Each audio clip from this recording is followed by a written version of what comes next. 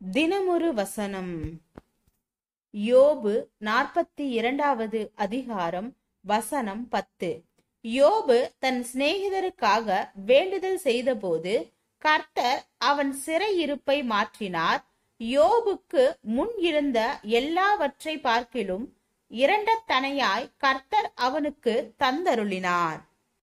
நமக்கு நலமாக இருக்கும் என்ற எண்ணத்தில் ஒரு நல்ல சூழ்நிலையை எதிர்பார்த்து அந்த சூழ்நிலையில் நாம் வாழ விரும்புகின்றோம். இவ்விதமான ஒரு சூழ்நிலைக்காக விசுவாசத்தோடு ஜெபம் செய்கின்றோம்.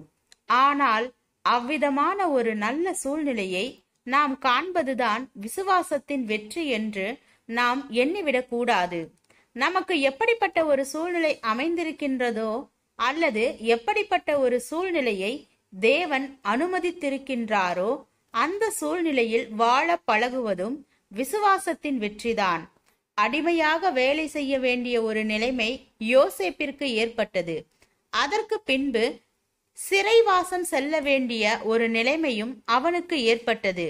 ஆனால் யோசேப்பு அவ்விதம் அமைந்துவிட்ட சூழ்நிலைகளை பார்த்து கசப்புடனும் விரக்தியுடனும் இருக்கவில்லை.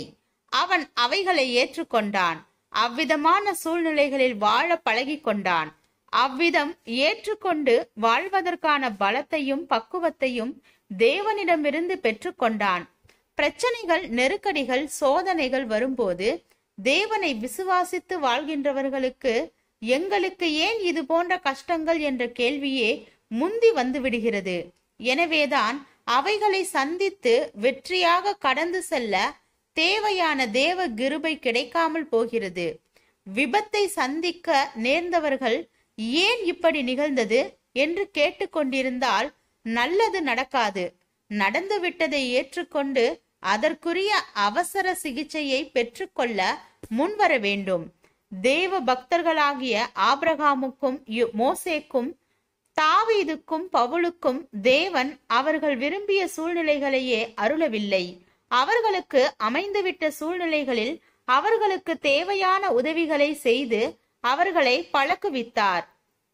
தேவன் அனுமதித்த சூழ்நிலைகளில் மன ரம்யத்தோடும் விசுவாசத்தோடும் வாழ பழகி கொள்ளும் போதுதான் தேவன் நல்ல சூழ்நிலைகளுக்கு நேராக நம்மை நடத்தி செல்கின்றார். வாழ்க்கையில் சிறையிருப்பின் காலங்கள் உண்டு. அவைகளை வெறுப்புடன் பார்ப்பதால் அவைகள் நீங்காது. அவைகளை விசுவாசத்தோடு ஏற்றுக்கொண்டு அவைகளின் நடுவிலும் தேவனை பிரியப்படுத்தி வாழ பழகினால் லகுவான நாட்கள் நிச்சயமாக வரும்.